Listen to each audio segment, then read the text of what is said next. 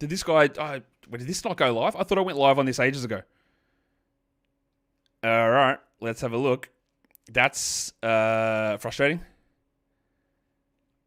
All right, anyway. Trying to just work out the kinks in this stuff. I thought I'd push the go live button. I want to see what you guys are receiving now in the live. So, yeah, I'm like 5 minutes ahead. Let's have a look.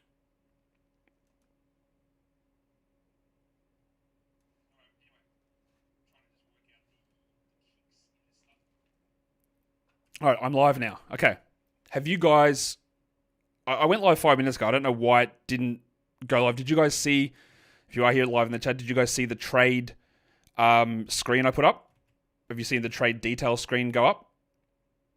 All right, I'm going to put it back up for you guys to have a look at. Apologies for that. I don't know what happened. But here are the details on the trade that just went down. I hadn't really said much about it. San Antonio gets De'Aaron Fox. San Antonio gets Jordan McLaughlin.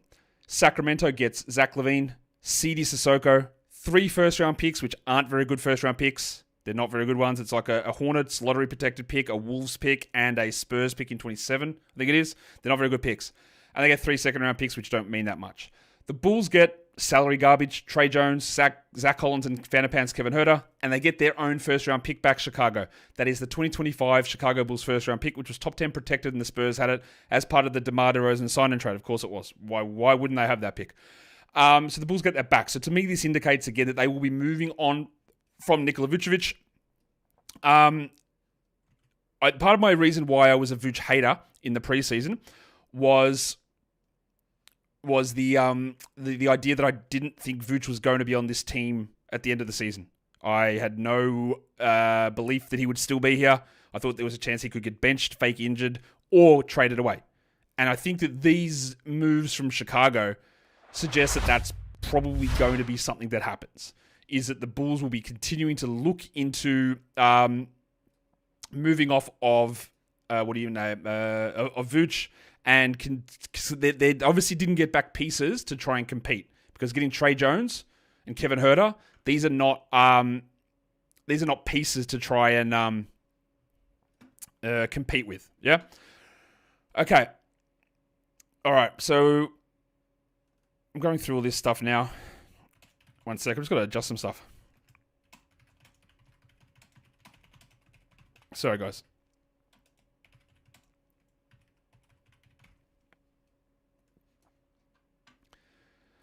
Okay, so let's go through and just try and figure out exactly what's going on. So I try to keep the ideas of these trades. So we'll start with the Sacramento side of things, because the number one thing you're going to be doing, and people were doing this, and I get it, was stashing Keon Ellis. But my thing has always been, in any trade, things do come back. So I've already had the questions. Is Keon Ellis getting a bump? Not really. They lose Jordan McLaughlin, who was a big 0 minute per game guy. It is very important when you go to play the 240 game. Don't look at a player's season minutes average. That does not matter if they play once every 3 or 4 games because someone's out or they're playing garbage time. It does not matter. He was not a part of the rotation, Jordan McLaughlin, so his minutes do not count. So when you're trying to figure out the rotation, because someone did mention this to me, what about this? You got 28 minutes of Huerter and McLaughlin leaving. You don't. Huerter was playing 6 minutes a night. McLaughlin was playing 0 when we got down to it. Like, there's nothing there. So, yeah, Sissoko comes back. He won't play. LaVine, I imagine, goes into a larger minute role. We know that Doug Christie likes to play the big minutes, so I think LaVine's minutes will rise. But basically, LaVine straight swapped for Fox into that rotation. Huerter's gone, but Huerter literally got a DMP 2 games ago. He got a DMP CD 2 games ago, so he's not a part of that rotation. So realistically, the thing that I think can change, Ellis does not get starters minutes here, unless Doug Christie goes, all right, LaVine, you're a bench player now, which seems pretty unlikely to me. Yes. So my expectation's going to be, in a situation like this, is that we get the same starting lineup. You just replace Fox with LaVine. So your new point guard is Malik Monk. So Monk's value will rise. The other thing is LaVine and Fox, I would guess similar sort of usage in terms of shot attempts. Right? They're not that much different there. So Monk, who's already having sky-high assist numbers, they're probably going to rise. DeMar DeRozan's assists were plummeting. Now, LaVine is not the same assist sort of guy that Fox is. He's not a bad assists player, but he's not the same. So does DeRozan, does he have an ability now to stabilize some of those assists? I think we could see those rise back up. These are sort of small things. the DeRozan assists, LaVine, what he does. What we get is a big rise for Monk. Very strong rise for Monk. Alice, I don't think... Look, all of this is subject to change at any point, of course. I don't think really anything changes here for Alice, Sabonis, DeRozan, small assist bump, Monk assist bump. But that's it. Really, Fox out, LaVine in. Yeah, Fox out, LaVine in. I'll put the screen up again so you just got another idea of what is going on with the details of the trade. But Fox in, LaVine. Fox out, LaVine in. That's really what happens in Sacramento. Jordan McLaughlin does not count. He wasn't playing. He wasn't part of any of this. Kevin Huerter was like a 5-minute-a-night player. Maybe, theoretically, you could say that Alice gets 5 minutes. Extra 5 minutes, which maybe makes him there. Maybe puts him there. I'm very skeptical of that. I don't think they're going to cut their rotation fully down that way and just not have anyone else in that role. Maybe they do. Maybe they do. I don't think that'll be the case. So you don't get starters role for Keanu Ellis. You don't. What I also think is you'll see Keegan Murray's value push up. He'll play a few extra minutes as well. He was getting like 34, 35. I think he goes back to 37. And that's sort of how they deal with those Herder minutes a bit as well. So that's the Sacramento side. I think that the Sacramento side to this is relatively straightforward. The picks, by the way, it's the Hornets 2025 first, so this upcoming draft, which is a top 14 lottery protected pick, so they're not going to get that. And then it turns into 2 second rounders. So basically they get 2 first rounders and 5 second rounders, the Kings. The other picks are the 2027 San Antonio first round pick. They're going to have Wemby and Fox. Like, that's going to be the 30th pick. The other one that will be interesting is the Minnesota 2031 pick. But the Spurs keep Castle, they keep Vassell, they keep Keldon Johnson, they keep everybody. Realistically, they become really good. The Spurs, I think, this, as much as we might have some doubts about who Fox is as a player, or however you want to phrase it, I think that they do rise, in a pretty big way. In a pretty big way. We'll come back and talk about the other teams. Today's episode, though, is brought to you by the Gametime app. You want tickets to events? You want to go see the Kings and De'Aaron Fox's return to Sacramento? Well, you want to get those tickets, and Gametime Picks helps you sort through all of the nonsense to get the best value tickets that you're looking for. With the Gametime Picks and the Gametime app, it does all the hard work for you, curating the best deals so you don't have to waste time searching through endless ticket listings. Been using Gametime Picks. If you've been using it, you can see the great options that they throw out to you. I've used Gametime to get tickets when I go over to the States, and I'm heading over there again in July to be able to go to some more events, and I'll be cranking it out again. They've got the seat view as well, so when you buy the ticket, you can see exactly where you're going to be sitting and the view you're going to have in that seat. So take the guesswork out of buying tickets with Gametime. Download the Gametime app, create an account, and use the code LOCKEDONNBA for $20 off your first purchase. Terms apply. Again, create the account and redeem the code LOCKEDONNBA for $20 off. Download Gametime today. Last minute tickets. Lowest price guaranteed.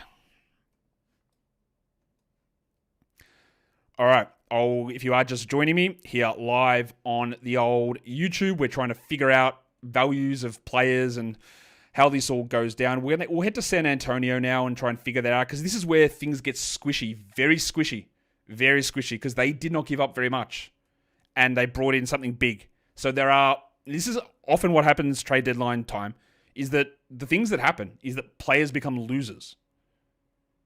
They, not losers if they're like actual losers, but they lose their fantasy value. Maybe they're losers anyway, not my business, but they lose value in this spot.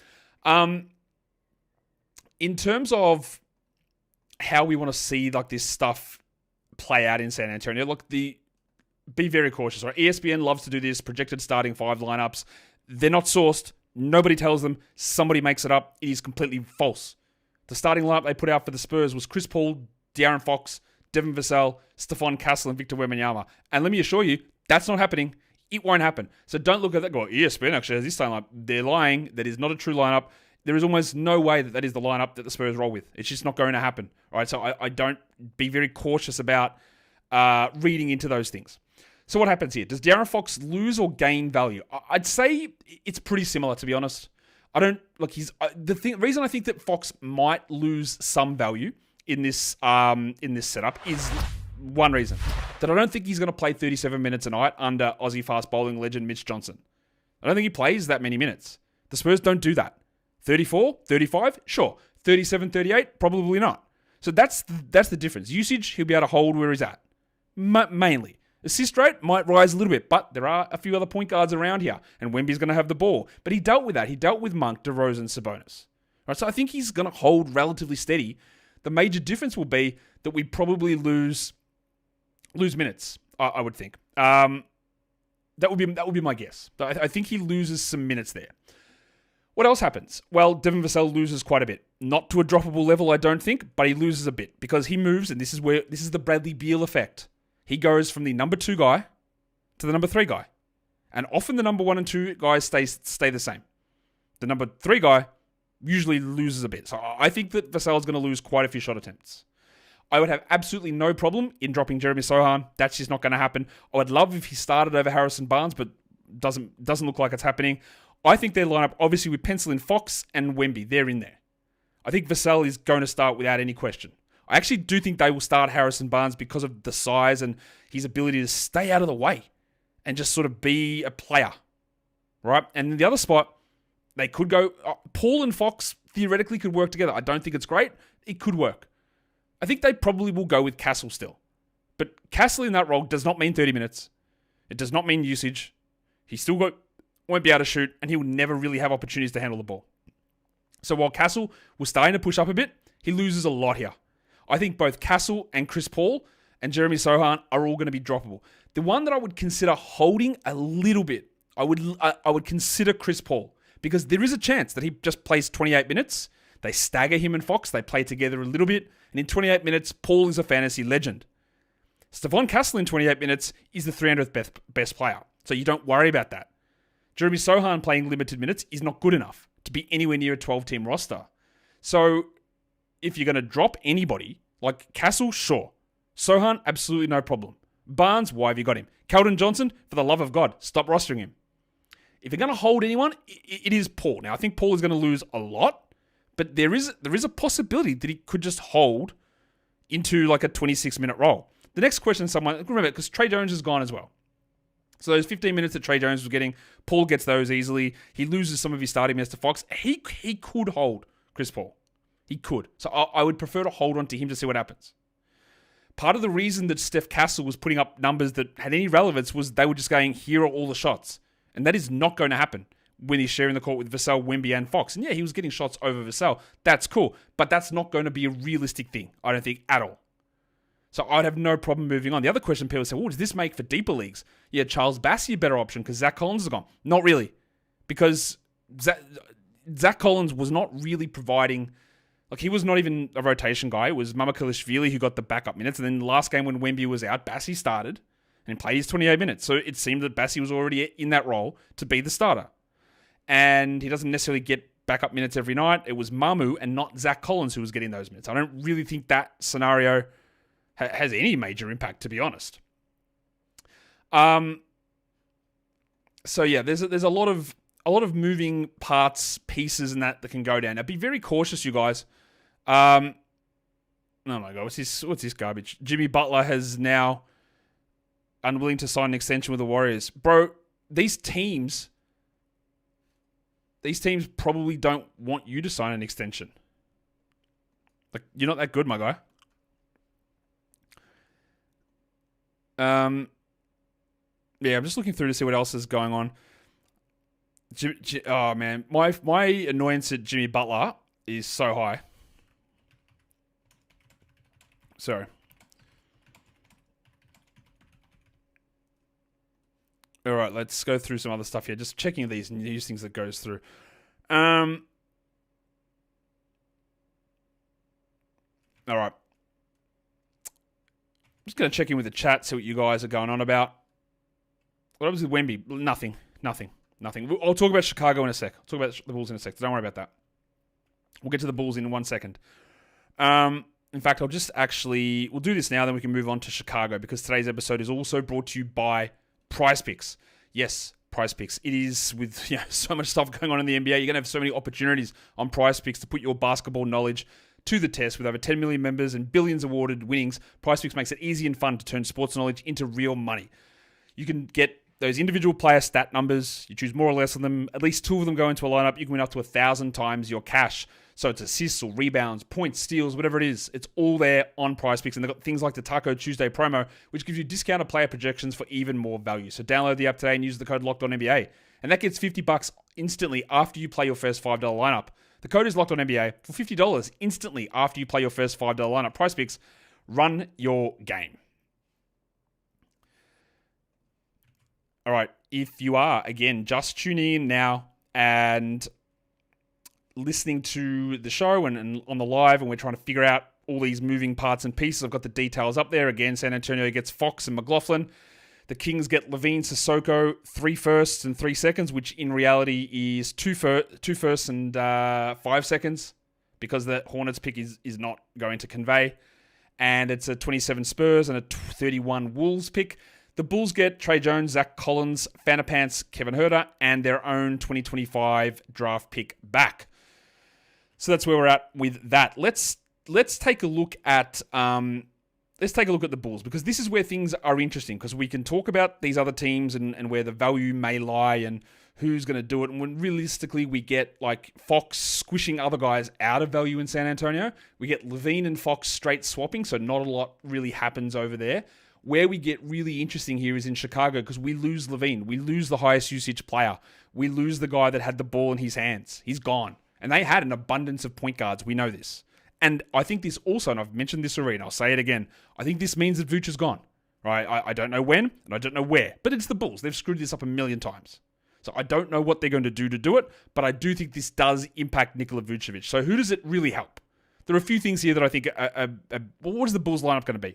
It's going to be White, Giddey, Ball, Dosunmu, and Vooch. Literally the lineup that we've been seeing, because LaVine hasn't been there.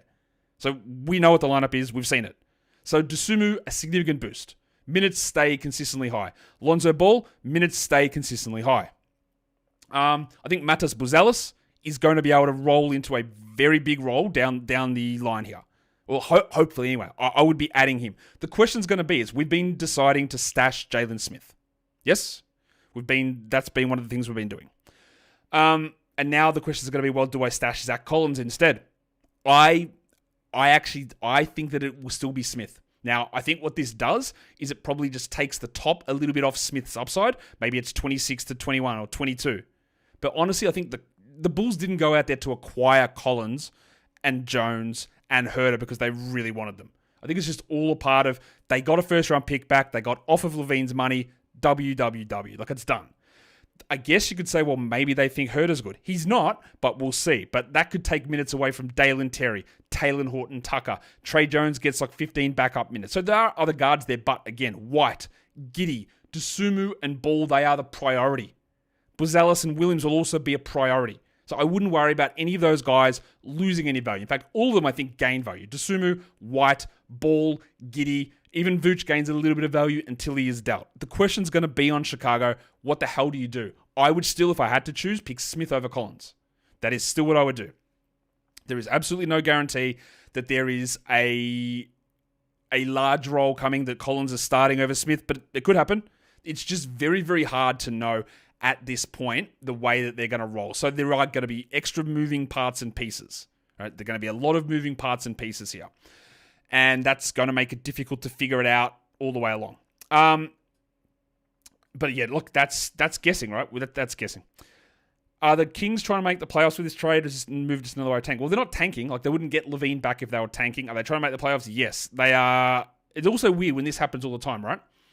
This all happens when the Kings put an offer sheet on LaVine ages ago, and now eventually he comes back. The old Alan Crabb move.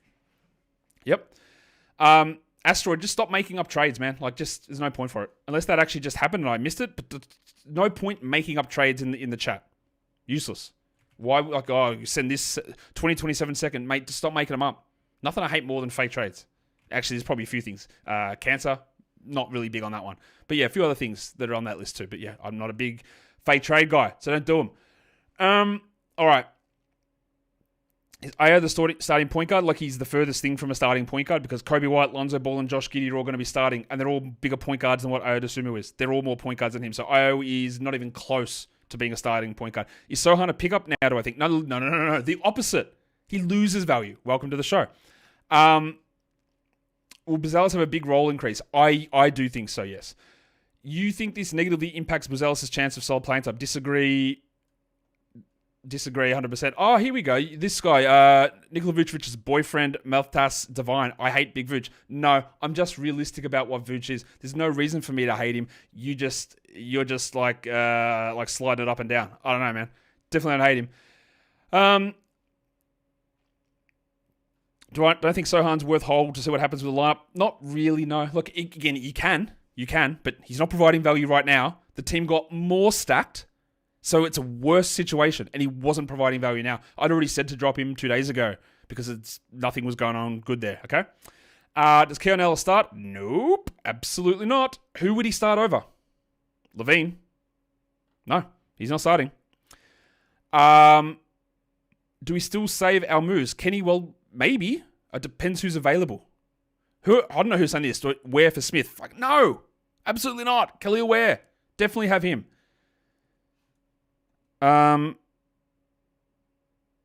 Yeah, okay. I'm still trying to figure out like all these parts and pieces, but I think that's the idea here is the Bulls guys. Giddy, Ball, White, Dosunmu, Buzelis all rise in value. Vooch, I think, is going to drop massively. Smith gets a bit of a challenge from Collins. I still edge Smith. Well, I don't. Maybe I did. I don't know. Not yet. I think Smith still gets the edge over Zach Collins. In San Antonio, Paul loses value. Vassell loses value. Castle loses value. Sohan loses value. Fox, about the same. Probably loses value due to minutes. In Sacramento, Monk, value up. DeRozan, marginally up. LaVine, marginally up. Alice, marginally up. I don't think Herter's necessarily going to play much in Chicago. I don't think Trey Jones is going to be playing big roles. I think the Bulls have still got plenty of things happening as well. So just be aware of all of that. Yes? The Bulls somehow have Chris Duarte too, by the way. That's, man, this team. I'm going to get out of here and start preparing for the other show later on today, which, we'll get a little bit more clarity. All the projections have been preliminarily updated on Basketball Monster, and I'll be keeping to work on those as we go through. What about Patrick Williams? Yeah, I wouldn't bother with him. I'll tell you about that. I wouldn't bother with Patrick Williams. I think his value has been rising a little bit, and it's a bit of a jump. It's a bit of a jump for him. What about Charles Bassey? Nothing really changes there. Collins wasn't ahead of Bassey on the depth chart anyway, so nothing really changes with Bassey in my opinion. Would I drop Hawkins to pick up Jalen Smith? Yes, I would. Yeah, I would do that. I'll go through a few more questions. Herter is a bum. He absolutely is. Is it Smith over Collins because he's younger? Not sure about that. I just think that his ability to protect the rim is a little bit higher. They also made the effort and with his contract, and they went out to sign him deliberately for this. So that's why I think it's Smith over Collins. They didn't trade for Collins. Collins is a part of the trade. They are different things. The Kings traded for LaVine. The Spurs traded for Fox. The Bulls got given these things. They did not. Maybe I'm wrong. They did not target Zach Collins, is my guess. Alice and Smith are both no, Alice is not a stash. No, not at all. Does Wemby's value go up? No, not in the slightest. No. If anything, it's a small hit, but not really. It just doesn't change. Nothing. I have no reason to suggest that it would go down or up. Yeah, far out. That is another big one. Giggity. So I'll just keep looking at a few more questions from you dudes to see what's going on in the chat, and then we'll head out. So I'll go do some other work. Hey, for those of you who care, and you're following my watch journey for my birthday, which passed last week, I'm going to go get my watch today. I got offered a watch. I'm going to go get one. So we'll see how that goes. All right. Aaron, spend your waiver wire pick up now. Smith, you should have grabbed Smith last week. This is what, sure, you can grab him now, but this is the idea to grab him last week. LaVine value decreases? Not really. Maybe, but not enough to really matter, honestly. So pick up Dosunmu. I think Dosunmu is worth a grab, but it's all these clear questions are impossible to answer in isolation. Because you might say, do I pick up Dosunmu? And there might be Khalil Ware might be sitting on your waiver wire. So how would I, there might be 20 other options that are better. But he's in the mix now. He's in the mix. What kind of watch? I'm getting a Rolex. Yes, I got offered the Rolex. So I'm going to go get one. All right. We might head out of here. I appreciate you guys for all being here. Again, I'll just put the trade up on the screen so you can have a look if you haven't just seen the details, just recapping it all there. We've gone through the fantasy winners and losers, again, all the projections updated on Basketball Monster, and things will change as more moves happen and as we see how coaches run things. The Spurs get Fox and McLaughlin. The Kings get LaVine, Sissoko. 2 firsts and a fake first, and then 3 seconds, which will actually be 5 seconds. The Bulls get Trey Jones, Zach Collins, Kevin Huerter, but most importantly, they get their first-round pick back in a very, very strong draft, and I think they're going to tank their asses off. Don't be surprised if Lonzo Ball gets traded as well, by the way. Don't be surprised if that happens, because they should start. If the Bulls win 5 more games from here on out, they have made a huge mistake. We'll see what they do. We'll see. That is how I think it'll go, but I also just don't know. Are we going to have a run this week where there's a big trade every single day? It's possible, I guess. Hit the thumbs up on the video, like and subscribe, but also keep yourselves in a good state of mind if possible. Keep things positive, keep things rolling. Remember, you did something good today. Maybe it was watching this video, maybe it was thumbing it up, maybe it was something you did at home, maybe you said something nice to your partner. All that stuff is good. Guys, we are done here. Thank you so much for listening, everyone. Sorry about the delay at the start. See ya.